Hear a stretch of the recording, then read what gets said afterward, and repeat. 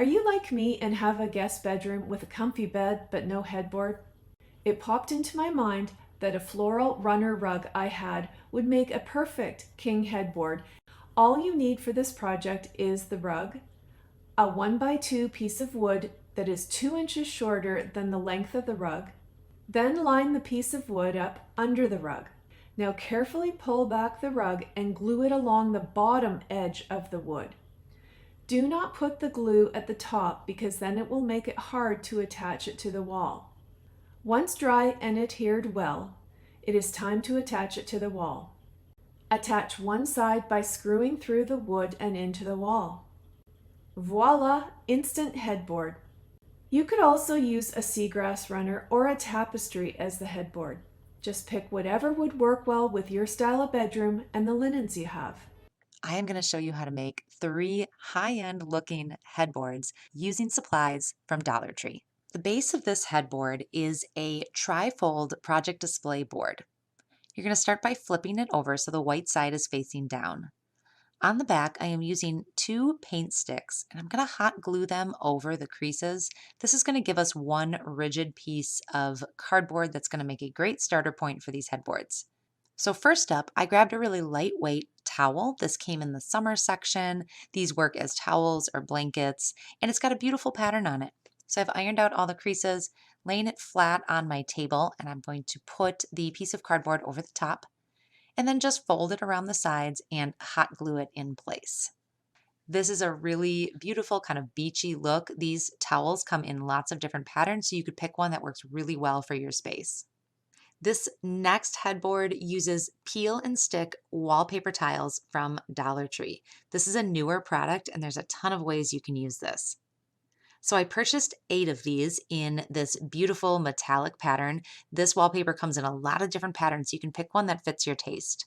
And I laid them all out again on that trifold board, made sure that the patterns matched up. And then on the back, you just kind of fold off one corner, place the adhesive side down, and then slowly peel off the backing and push it down with your hands so you're not getting any bubbles. I love that the patterns line up perfectly on these, so when it's all finished, it really looks like one solid piece. To finish off the edges, I am just folding that wallpaper over so the edges don't look rough. It actually looks finished on the edge. Hang these up on a wall with some command strips and you've got a lightweight, really stunning, kind of modern looking headboard. The third headboard is using shelf liner. Dollar Tree has these rolls of shelf liner in a ton of different patterns. So I picked up 2 rolls and that was more than enough to cover this cardboard. So starting with the trifold board as a base, I am just going to unroll one piece or one roll of the shelf liner onto the cardboard. Push it down really well. Make sure you go slow so you're not getting any air bubbles and it's lining up along the top and the sides. Using a second roll before peeling off the back, I want to line up all these flowers so it looks like one continuous piece. Once I know I've got it in the right place, I can start to peel off the back and push down that shelf liner all the way across the cardboard. For the back of this one, I am going to fold the remaining adhesive over the back so the edges look nice and finished. This is really easy to hang with command strips on a wall. They remove cleanly. They don't leave any marks. Really lightweight. Again, this is great if you are a renter or if you just want something temporary. So there are 3 ways to make a headboard using Dollar Tree supplies. These are really easy to do, really inexpensive. I hope it's inspired you to try a new headboard for your room. What I did was I went ahead and grabbed a blanket just like that. Now this is going to hang over, but we'll take care of that later. And what I did was I went ahead and already pre-cut the wood that I needed. 60 inches wide and 34 inches tall. That way I was able to use one 8-foot piece of board to do 2 sides. So the first thing we're going to do is take our wood that we've already pre-cut. We're going to lay out the frame just like this. And we've got to secure these. You can use any kind of stapler. I have an air stapler, so I'm going to use that. And I just put them inside just like this. 3 of them will do fine, just like that. it's going to work just fine. Now that we've got the frame attached, we want to give it a little bit of strength. So definitely what you can use, just some regular stir sticks or paint sticks. Put those at a 45-degree angle, and again, just staple them on there. That's going to give you the support that you need.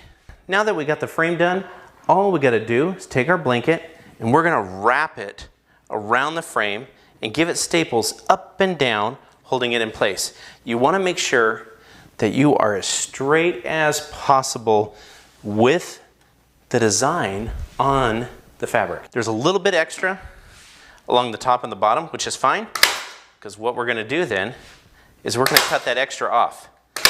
So we'll just keep stapling, and it doesn't have to be a lot of staples because you're not pulling at this. This is going to be a design that we're going to put on the wall. Now that we've done the top and one of the sides, go to the other side and we're going to flip that over and go ahead and staple that too. Okay, so what I've done now is flip this around because we got the top and the two sides, and this is the bottom, or it can be the top, it's up to you. There's extra here. So all it takes is a pair of scissors just to cut that extra off. Remember, this is going to be behind against the wall.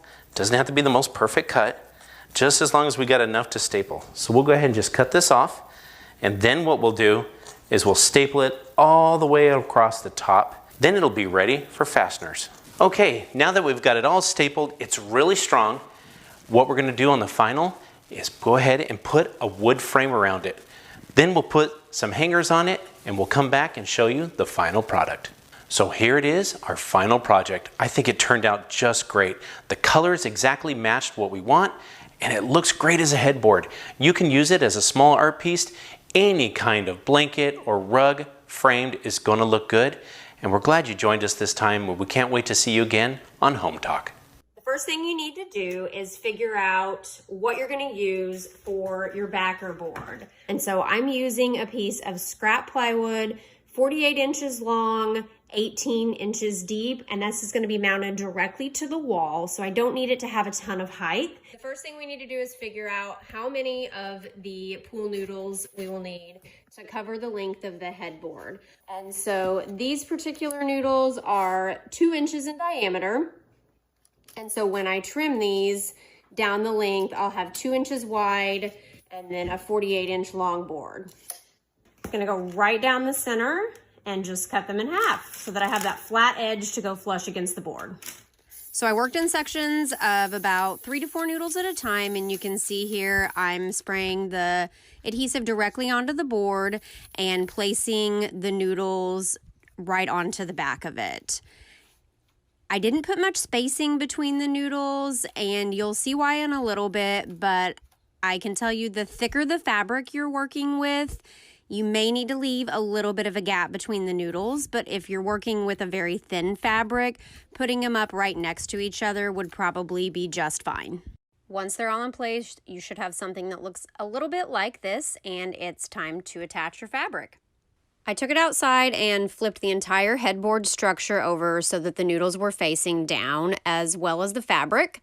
And so you can see here, I'm spraying a little bit of the spray adhesive onto one end and rolling the fabric over, pressing it down really firmly. This is the staple gun that I am using. You can see there it's loaded with staples and attached to an air compressor, but if you don't have something like this, a handheld stapler will do just fine. So initially I started to apply the fabric with a little bit of spray adhesive on the noodles, and quite honestly, it was a disaster.